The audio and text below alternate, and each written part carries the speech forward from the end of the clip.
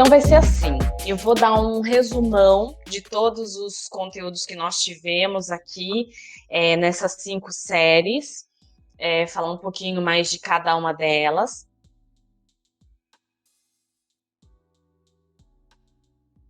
Então, falando um pouquinho sobre o primeiro episódio, né? Então, a percepção de mundo das crianças negras. Nesse episódio, eu quis trazer o quanto que os estímulos, né, da mídia, da sociedade, da escola, são problemáticos para as crianças negras, né? Para a criação desse imaginário do que eu quero ser quando eu crescer, do que eu posso ser, do que eu posso sonhar.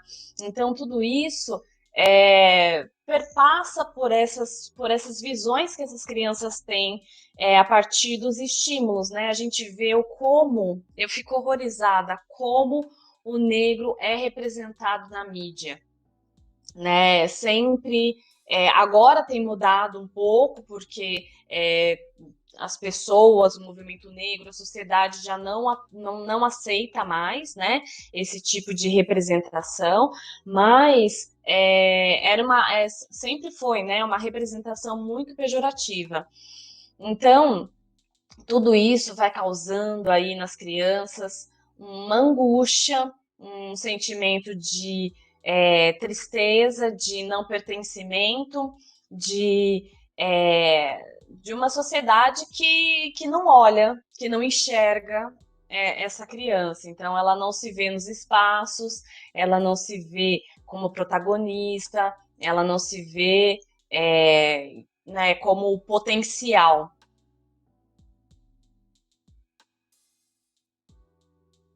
No segundo episódio, trouxe que o adulto é a referência, né? Então a gente precisa ter aí essa responsabilidade de que nós somos referências para essas crianças. Eu contei, né, da minha sobrinha que ela falou para mim, né, um dia: ai, tia, você tem o cabelo igual ao meu. Então, que rico é isso, né? Que bacana é isso para a criança, ela poder se ver num adulto ali próximo.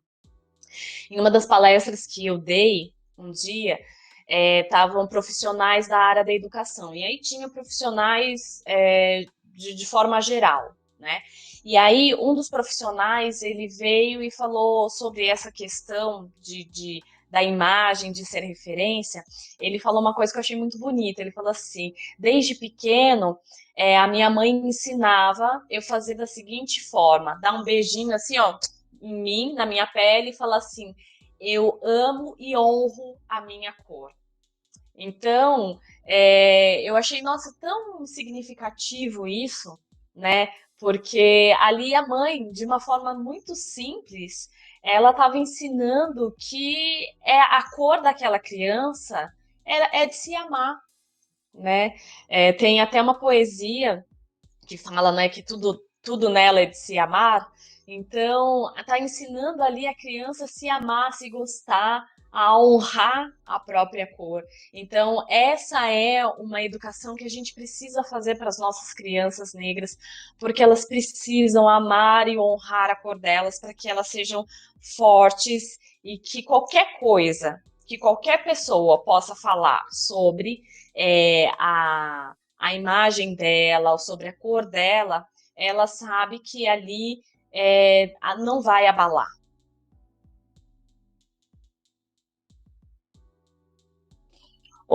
Terceiro episódio, relacionamento com outras crianças. É muito complexo essa relação, porque primeiro que a gente não sabe, né, o que as outras crianças estão aprendendo em casa. E por isso que meu trabalho também é de falar com pais de crianças brancas, para que eles ensinem as crianças brancas a não fazerem violências com as crianças negras. Então eu tô com o pé em cada lado ali, ó, para que a gente possa garantir essa estrutura para as crianças negras. Então é importante que a gente saiba quem são os amiguinhos dos nossos filhos, o que as crianças, o que essas crianças pensam, o que a família dessas crianças pensam.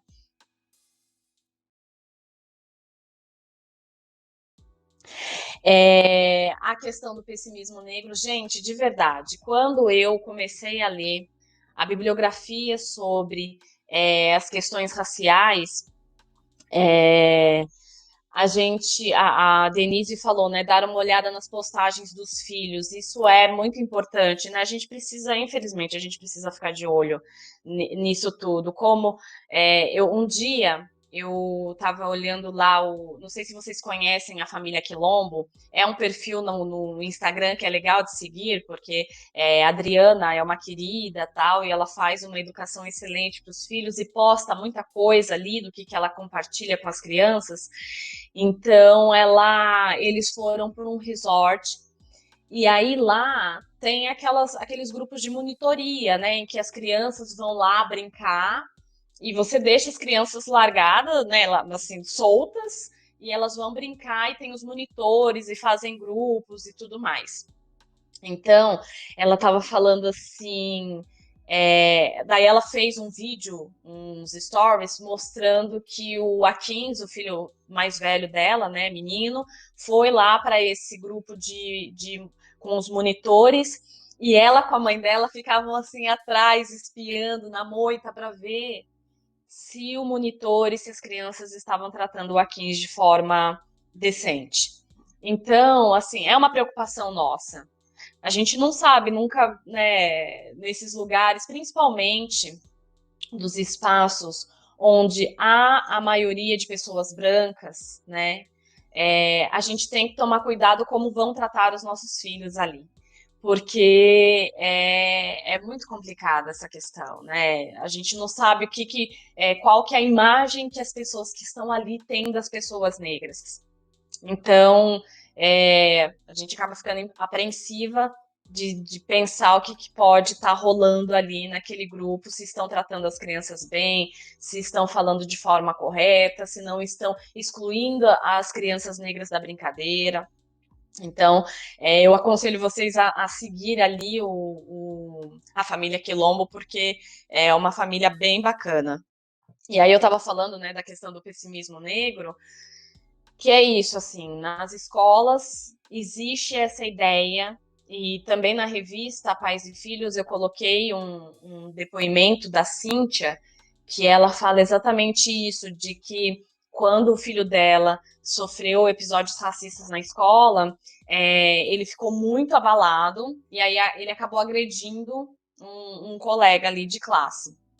E aí, quando a diretora foi mandar o bilhete para a mãe, escreveu assim: o seu filho cometeu um delito. Então, daí a gente percebe que a diretora já enxerga aquele menino como um criminoso, porque delito quem comete são criminosos, né? Então, ali dentro do espaço escolar, e é como eu falei para vocês, não são todas as escolas, não são todos os profissionais, mas ali dentro do espaço escolar pode haver essa ideia do pessimismo negro, e a gente tem que ficar de olho para ver que os professores estão ensinando em relação às questões raciais, a aplicação da Lei 10.639, quem é o professor de história, por exemplo, quais ideias esse professor de história está trazendo.